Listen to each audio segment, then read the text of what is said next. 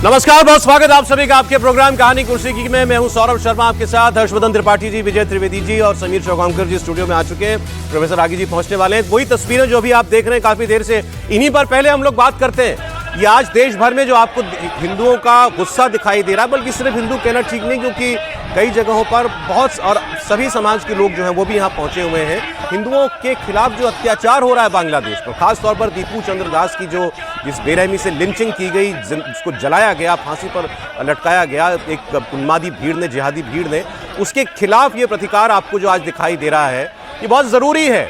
कल ही हम लोग ये बात कर रहे थे आप ही के प्रोग्राम में कि हमें जितना कुछ इसके खिलाफ दुनिया में माहौल बनाने के लिए करना चाहिए, बांग्लादेश की सरकार पर दबाव बनाने के लिए, क्या वो किया जा रहा है? और आज ये होता हुआ दिख रहा है। बांग्लादेश हाई कमीशन की सुरक्षा पर एक आंच नहीं आएगी, ये पहले ही साफ कर देना चाहते हैं। लेकिन ये तस्वीरें दिखना बहुत जरूरी थी, क्योंकि मोहम्मद यूनुस जो बांग्लादेश को चला रहे हैं इस वक्त, उनको ऐसा नहीं लगना चाहिए क्योंकि उनके देश में जो भी अराजकता हो, वहां बसे हुए करोड़ों हिंदू अगर खतरे में जी रहे हैं, उनको अपनी जिंदगी का डर है, तो जैसा चलता है चलता रहे और उनको कोई फर्क नहीं पड़ेगा। ये काम भारत का है कि दुनिया भर में उनके खिलाफ ऐसा माहौल बनाए कि चाहे उनको मजबूरी में से ही अपना फर्ज अदा तो करना पड़े। और मैं आपको बता दूं कि अब दुनिया भर में बात होने लगी है। न्यूयॉर्क टाइम्स में बांग्लादेश के में जो अराजकता है उसके ऊपर एक पूरा लेख जो है प्रकाशित हुआ है। दीपू चंद्र दास की कैसे हत्या की गई वो सब कुछ उसमें बताया गया है। कनाडा की पार्लियामेंट में वहां की एक सांसद ने बांग्लादेश के हालात बयां किए और कहा है कि हम यहां से ये बात बताना चाहते हैं कि दुनिया देख रही है जो हो रहा है अल्पसंख्यकों के खिलाफ बांग्लादेश के अंदर। और फिर आज जो आप ये देश भर से तस्वीरें देख रहे हैं, कम से कम 3 शहरों से तो ये प्रदर्शनों की बहुत जबरदस्त तस्वीरें आ रही हैं। दिल्ली में बांग्लादेश उच्चायोग के बाहर, ऐसे ही कॉन्सुलेट जो कोलकाता में है, कल बीजेपी ने वहां प्रदर्शन किया था। भोपाल में आज जबरदस्त जो है प्रदर्शन हो रहा है, उसमें मुस्लिम समाज के लोग भी आए हैं कि अल्पसंख्यकों के खिलाफ क्या अत्याचार वहां पर जो है वो बरपाया जा रहा है। शेख हसीना ने कल स्टेटमेंट दिया है कि ये सब कुछ मोहम्मद यूनुस का कराया हुआ है, सब कुछ वो एक कट्टर पंथ की तरफ, देश को एक उन्माद की तरफ ले जाना चाहते हैं, सिर्फ इसीलिए ताकि उनको कुर्सी ना छोड़नी पड़े, और इसके लिए बलि पर चढ़ाए जा रहे हैं बांग्लादेश के हिंदू। कल संघ प्रमुख ने कहा था कि भारत को जो करना है कर ही रहा होगा, सारे हिंदुओं को बांग्लादेश के हिंदुओं की आवाज बननी चाहिए, उनकी जैसे भी हो मदद करनी चाहिए। और उसके बाद आज ये तस्वीरें, क्या कहेंगे त्रिपाठी जी? देखिए, सबसे पहले तो ये कि दुनिया के हर हिस्से में किसी भी सामान्य जो व्यक्ति जिसकी संवेदना है उसको उठ खड़े होना चाहिए, क्योंकि जो दीपू चंद्र दास के साथ हुआ वो ISIS करता है। वो दुनिया के जो बर्बर ऐसे जिनको हम असभ्य, अमानवीय कहते हैं, वो लोग करते हैं। और वही ISIS के झंडे लहराते हुए बांग्लादेश में कट्टर जिहादी घूम रहे हैं, जिनके निशाने पर हिंदू हैं, जिनके निशाने पर हर वो व्यक्ति है जो बांग्लादेश के साथ खड़ा है, वो बांग्लादेश को बर्बाद करने के लिए घूम रहे हैं। तो इसलिए दुनिया भर के ऐसे हर संवेदनशील व्यक्ति को खड़ा होना चाहिए। लेकिन भारत में क्या हो रहा है? हमने CAA पर खूब पार्टियों को धरना देते, प्रदर्शन देते देखा। सोनिया जी की कॉल भी लोगों को याद है कि भाई लड़ाई तो लड़नी पड़ेगी। हर नेता शाहीन बाग में ऐसे नतमस्तक था जैसे कहीं सजदा करने जा रहे हो, जैसे कहीं पूजा करने जा रहे हो। हर देश के हर जिले में शाहीन बाग बनाना है, ऐसा कुछ कहा जा रहा था। क्यों? क्योंकि इन लोगों को, जो लोग हमारे पड़ोसी इस्लामिक मुल्कों में अत्याचार का शिकार हैं, उनको ये रोका जाए, उनको किसी तरह से हम अपने यहां सुरक्षित रख सकें। अब जरा सोचिए आप, आज कौन प्रदर्शन कर रहा है? आज सारे लोग संघ से जुड़े हुए हैं, भारतीय जनता पार्टी से जुड़े हुए हैं, साधु संत हैं, ये सारी आवाजें हैं। लेकिन वो पार्टियां जिनको लेकर बार बार कहा जाता है, और मैं कई बार कहता हूं, देखिए आपके कर्म आपको तय करते हैं कि आप किस पाले में खड़े हैं। कोई किसी को देश विरोधी, किसी को हिंदू विरोधी ऐसे कहा नहीं जा सकता। ये संघ भाजपा करा रही है निश्चित तौर पर, इसमें कोई कहने की बात है क्या? इसमें भी कोई शक है क्या? दुनिया के हर दूतावास के सामने संघ से जुड़े हुए स्वयंसेवक आपको पिछले 3 दिनों से तख्ती लेकर खड़े मिल रहे हैं, वो आवाज उठा रहे हैं। और ये संघ जो बार बार कहता है ना कि हमारा काम हिंदू चेतना को जागृत करना है, रोज लाठी लेके आप कितनी जगह लड़ सकते हैं? हम लोग कल भी इस पर बहुत बहस कर चुके हैं। और कल ही जब मैंने देखा तो मैंने किसी से पूछा तो मेरे पास ऐसे 10 प्रोटेस्ट के पोस्टर्स आ गए। यहां जो हो रहा है जरा उसको भी देख लीजिए। वो लोग भी आपको वही मिलेंगे जिनको अक्सर कहा जाता है कि अरे ये तो क्या, ये कम्युनल पॉलिटिक्स वाले लोग हैं क्या? यानी हिंदुओं की आवाज उठाना कम्युनल हो गया। और ये आवाज मजबूत हो रही है इसलिए दुनिया के हर हिस्से से। लेकिन मेरी थोड़ी चिंता यह है कि कनाडा के संसद में तो मेलिसा लेंड्समैन वो बोल पड़ी, भारतीय संसद में इस पर बहस होनी चाहिए थी, बिना उसके ये खत्म हो गई, ये अच्छा नहीं हुआ। भारतीय संसद में इस पर चर्चा होनी चाहिए कि बांग्लादेश में क्या हो रहा है। और मोहम्मद यूनुस पर अब वहां के पत्रकार, वहां के वो संपादक, वहां के वो लोग जो तख्ता पलट के समय यूनुस को उम्मीद भरी निगाह से देख रहे थे, वो कह रहे हैं हमारा बांग्लादेश बर्बाद होने जा रहा है, पाकिस्तान आईएसआईएस ने उस पर कब्जा कर लिया। अरे डेली स्टार जो अखबार जलाया है, उसके संपादक ने बयान दिया है कि ये लोग जो भीड़ आई थी, ये केवल हमारे अखबार के दफ्तर को आग नहीं लगाना चाहती थी, ये पत्रकारों को जान से मारना चाहती थी। उन्होंने कहा कि फ्रीडम ऑफ एक्सप्रेशन, बोलने की आजादी, ये तो अब बहुत दूर की बात है, बांग्लादेश में जान बचाने के लाले हैं इस वक्त। जो इन जिहादी तत्वों के आगे खड़ा होगा उसकी ये हत्या करेंगे। ये उस एक बहुत बड़े अखबार के संपादक ने कहा, जिनके अखबार को आग लगा दी गई, बिल्डिंग को आग लगा दी गई। सर, कल भी ये बातें हो रही थी, मन से साथ होने से सिर्फ नहीं होता ना, आपको जमीन पर भी उतरना पड़ता है। संघ प्रमुख ने कल जो कहा था, अब आज जो ये देख रहे हैं, होना चाहिए आपकी नजर में? बिल्कुल होना चाहिए। हम लोग इस पर चर्चा कर रहे थे, अब उससे थोड़ा सा आगे बढ़कर बात करते हैं कि कल हम लोग कह रहे थे कि संघ और विश्व हिंदू परिषद जो हिंदुओं की बात करता है उनको खड़ा होना चाहिए। आज वो खड़े हैं, तो मैं ये सवाल करता हूं कि क्या हिंदू सिर्फ संघ और विश्व हिंदू परिषद के?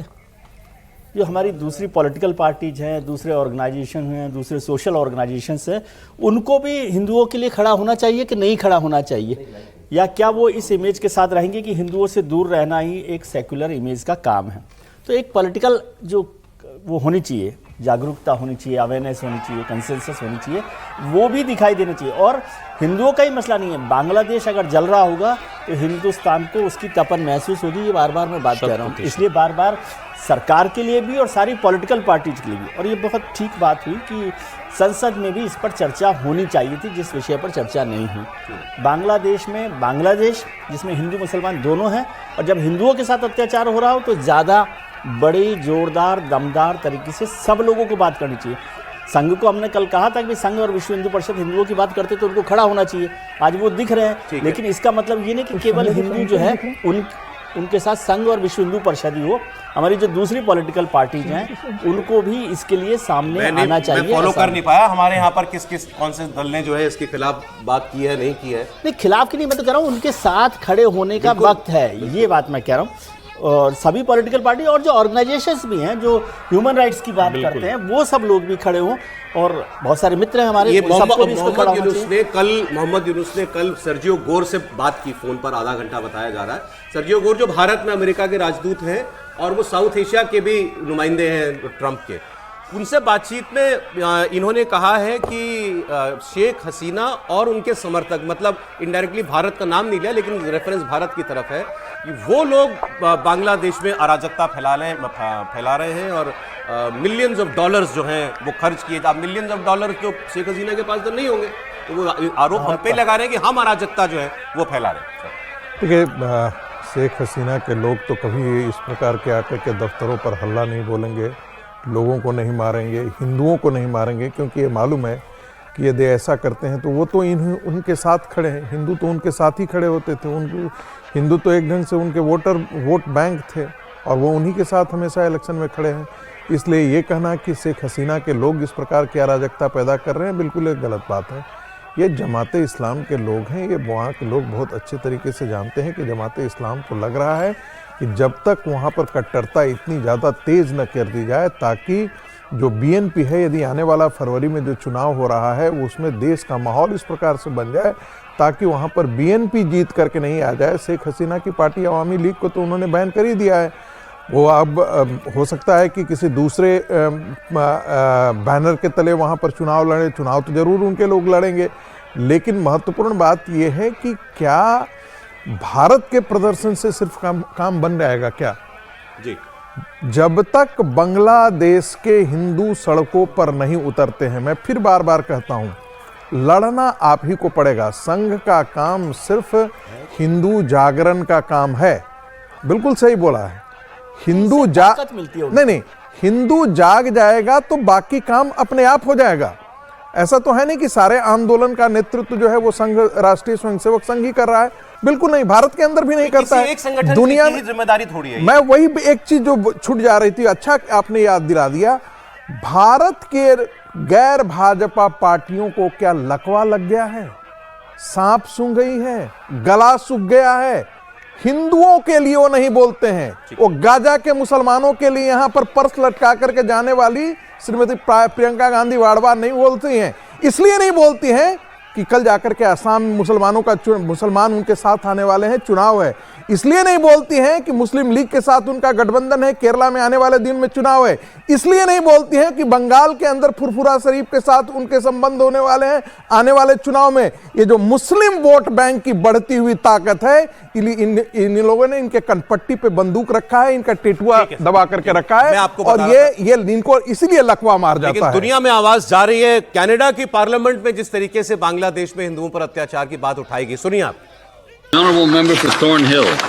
Thank you, Mr. Speaker. I rise on behalf of petitioners who want this place to know that Hindus in Bangladesh have faced escalating violence, including arson, mob attacks, sexual assault, temple demolitions, and forced displacement. There has been over 2,000 incidents in 2024 alone.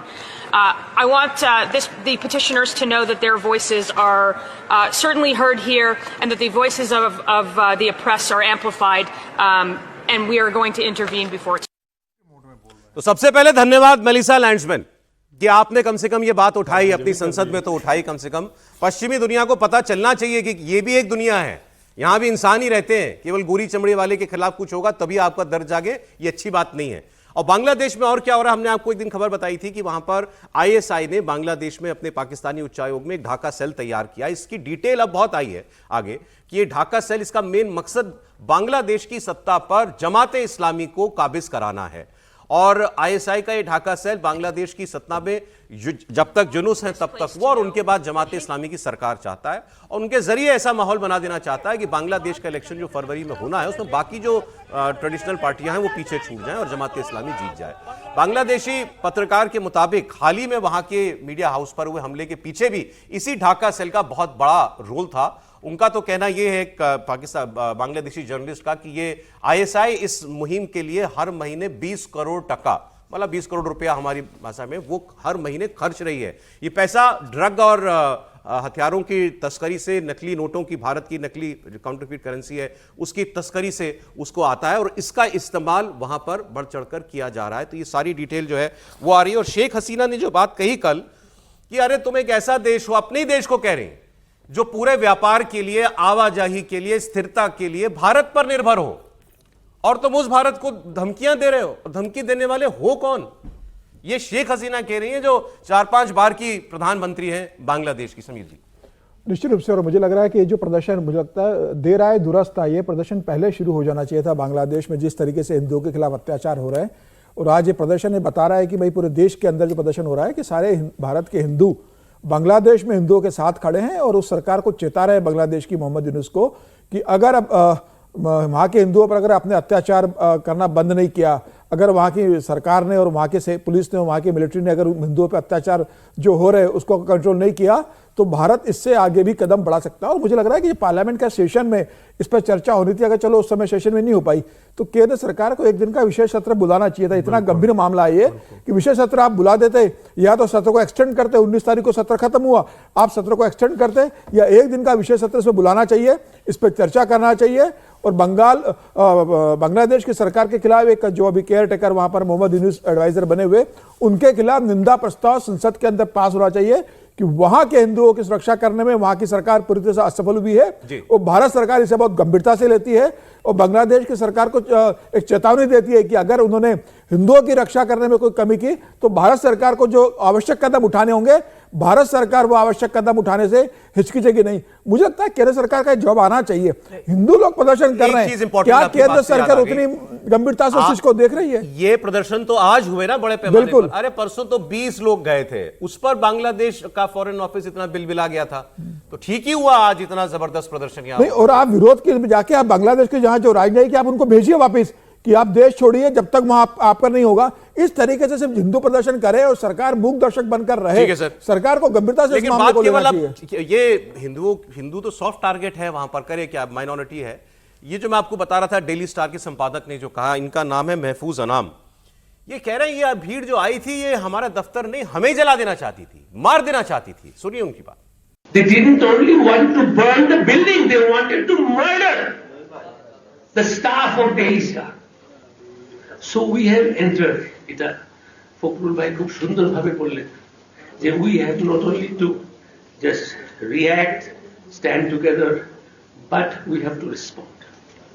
We have entered into an era of murder. মত প্রকাশ তো অনেক দূর হয়ে গেছে, এখন বেঁচে থাকার অধিকারের ব্যাপারে সে আপনারা এখানে, আপনাদের সঙ্গে আমরা আছি, আমাদের সঙ্গে আপনারা থাকবেন। ধন্যবাদ।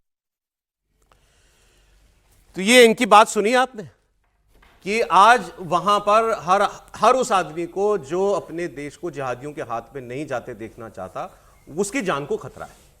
अच्छा, ये कुछ हमारे बंगाल, पश्चिम बंगाल में भी लोग देख रहे हैं ना, तो उन पर क्या इसका असर पड़ने वाला है? हमारे पश्चिम बंगाल में तो बाबरी प्रयोग चल रहा है। उन हुमायूं कबीर की बात आपको बता देता हूं। उन्होंने ये जो बाबरी मस्जिद बना रहे हैं वहां पर 100 से ज्यादा सीटों पर ये चुनाव लड़ेंगे और इन्होंने अपनी पार्टी का नाम भी जो है अब तय कर लिया है, जनता उन्नयन पार्टी, ऐसा कुछ नाम रखा है इन्होंने। और ये भी दावा कर रहे हैं कि ममता बनर्जी इस बार 100 सीट से ज्यादा नहीं जीत पाएंगी। सुनिए।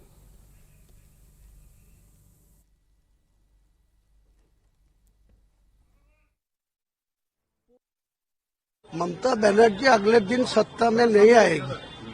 नहीं, जोर से बोल रहा हूँ, जो 100 को पार नहीं कर पाएगी। बड़ी बात बोल रहे हैं। हाँ, मैं बोल रही, अब देख लेंगे। उनको खिलाफ ही तो नहीं पार्टी बनाया। वो लोगों को पास वोट लेके इतना हिम्मत दिखा रहा है, लोग को झूठ बात बोल रहा है, लोगों को साथ वो गद्दारी करके मेरे को गद्दार बोला, इसीलिए तो उनको खिलाफ बोला। टीएमसी को लोगों के मुर्शिदाबाद जो चुनाव में उतरेगी वो पराजय निश्चित होगी। अब बांग्लादेश में जो हिंसा हो रही है, इसको लेकर के बंगाल का व्यक्ति जो है वो कितना जागरूक है, मैं ये क्या नुकसान करेंगे पार्टी बना करके, वो तो अलग बहस है। लेकिन ये जो बोलते हैं और जो कर रहे हैं वो, और साथ में बांग्लादेश, ये दोनों चीज दिख रही है वहां लोगों की? नहीं त्रिपाठी जी? देखिए, मुझे लगता है कि अब बहुत साफ साफ दिख रही है। और शायद मतलब जिसको हम कहते हैं कि कई बार हम लोग कुछ बोलते हुए हिचकते हैं, इसलिए क्योंकि राजनीतिक तौर पर आपको जब पिक्चर ऐसी दिख रही है, उसमें आप कहें कि ममता बनर्जी कमज़ोर हो रही हैं, तो कोई कहेगा कि अरे आपके दिमाग में भरा हुआ है। लेकिन मुझे लगता है कि अब ममता बनर्जी कमज़ोर हो रही है। और आप जरा ये भी सोचिए ना, कितना समय बीता, अभी वक्त तो गुजरा नहीं है। तृणमूल कांग्रेस के वो विधायक थे, वक्त गुजरा नहीं है। जिस दिन रैली थी उस दिन वो मंच की व्यवस्था देख रहे थे, वक्त गुजरा नहीं। बाबरी की नींव पड़ गई, उसके बाद उनको निलंबित कर दिया। और वक्त गुजरा नहीं है जब ममता बनर्जी कह रही थी हर एक को, किसी को निकालने नहीं दूंगी, ये जो SIR करके निकालने की तैयारी है, किसी को कहीं नहीं जाने की जरूरत होगी, हमारी सरकार सब देखेगी। इसका असर होता है, लोगों के बीच में चर्चा हो रही है। और मुझे ऐसा लगता है कि एक बड़ा वर्ग है जो ममता बनर्जी को इसलिए वोट देता था कि उसको लगता था कि नहीं ठीक है, सबके बाद ममता बनर्जी यहां के लिहाज से काम कर रही है, बांग्ला जो एक अस्मिता होती है, गौरव होती है, उसकी राजनीति कर रही। मुझे लगता है उस पर भारी डेंट पड़ने वाला है। ये सब मिलाकर ममता बनर्जी के लिए कड़ी चुनौती और बड़ी चुनौती होने जा रही है। एक रिएक्शन आपको दिखाता हूं क्योंकि इंटरेस्टिंग था। मिथुन चक्रवर्ती बीजेपी में हैं, बीजेपी के नेता हैं, पहले टीएमसी में भी थे सर। हाँ, आजकल बोला कीजिए, आजकल बीजेपी में, लेकिन बड़ा तीखा बोलने लगे हैं ये। मतलब कभी थी, हाँ, कभी थी, पिछली बार भी वो तो अब इनकी बात आप सुनिए। ये कह रहे हैं कि बंगाल को जहां ले जा रही है ममता बनर्जी, ये बांग्लादेश ही बनाना चाहती हैं, लेकिन हम इसको होने नहीं देंगे। इसमें उन्होंने बात की, वो जो हमने आपको कल खबर बताई थी, एक गायिका जो थी जागो माँ, एक भजन गाने लगी थी, आयोजक जो था वो मुसलमान व्यक्ति था, उसने जाके ऑब्जेक्शन किया कि हो गया जागो माँ, कोई सेक्युलर गाना गाओ। उस बात से ये अपनी बात जोड़ रहे थे कि ये है क्या, सिवाय इसके कि आप बांग्लादेश को, फिर उसी बंगाल को बांग्लादेश की राह पर ले जाना चाहते हो। বিষয় বলুন তো, মা বলা যাবে না, তো মা সাম্প্রদায়িক কি করে হতে পারে? মায়ের পায়ের নিচে তো স্বর্গ, এ তো সবাই বলে। যদি মায়ের পায়ের নিচে স্বর্গ হয় তাহলে মা সাম্প্রদায়িক হলেন কি করে? একটু ভেবে চিন্তে কথা বলা উচিত। যাই হোক, এই রাজ্যে এর থেকে এক্সপেক্ট কি করতে পারি? বাংলাদেশে হারমোনিয়াম ভেঙে দিচ্ছে, বাংলায় গাইতে দেওয়া হচ্ছে না, গাইতে দিলে তাকে ধমকি। बयान तो ठीक है, सवाल यह है कि क्या बीजेपी जमीन पर उतनी मजबूत है? आप कुछ शायद मिथुन जी के बारे में भी बोलना चाह रहे थे। हाँ, 2021 के चुनाव की बात है। कैलाश विजयवर्गीय बंगाल के प्रभारी थे और ग्रेटर कैलाश पे कैलाश विजयवर्गीय के घर पे मैं बैठा हुआ था, कैलाश जी थे, मिथुन चक्रवर्ती थे बातचीत बंगाल के चुनाव को हो रही थी तो कैलाश जी ने कहा कि अगर इस बार ममता बनर्जी अगर मुख्यमंत्री बन जाएगी तो मैं बंगाल छोड़ दूंगा, कदम नहीं रखूंगा जब तक मुख्यमंत्री रहेगी। तो मैंने कहा उनके जीतने की संभावना ज्यादा है, तो बोले भले संभव ज्यादा वो इस बार चुनाव हारेगी, अगर बन गई मिथुन चक्रवर्ती जी ने कि अगर वो मुख्यमंत्री बन गई तो मैं बंगाल छोड़ दूंगा। पता नहीं उसके बाद उन्होंने बंगाल छोड़ा नहीं छोड़ा, बंगाल में रह रहे हैं। तो मिथुन चक्रवर्ती की बात को तो बहुत गंभीरता से मैं लेता नहीं हूं, वो तो तमाम पार्टियों में रहे, उनको तो बोलने की आदत रही है। लेकिन बंगाल के अंदर जो ममता बनर्जी की स्थिति है वो बहुत फिलहाल अच्छी नहीं है, वहां पर बहुत खराब स्थिति ममता बनर्जी की, इसमें कोई दो राय नहीं। एक कमेंट आज डाला हुआ है अमित मालवीय जो है वो भी बंगाल की शायद सह प्रभारी है, तो उन्होंने कहा है कि ये हम लोग बात कर रहे थे ना SIR से क्या होगा, उन्होंने कहा ये पहले राउंड में जो 58 लाख नाम कट गए हैं इससे ही ममता बनर्जी को बहुत चोट पहुंच गई। अब दूसरे राउंड का मतलब जब ड्राफ्ट फाइनल आएगी उसका इंतजार कीजिए। उन्होंने कहा ममता बनर्जी जो मैंडेट करती हैं कि मुझे 15 साल जिताया, वो भी जानती हैं कि ये मैंडेट उनको कैसे मिला हुआ है, तो वो भी कहीं इशारा जो है फर्जी वोट की तरफ ही कर रहे थे। उन्होंने कहा कि ये भी ख्वाब ममता बनर्जी का इस बार टूटेगा।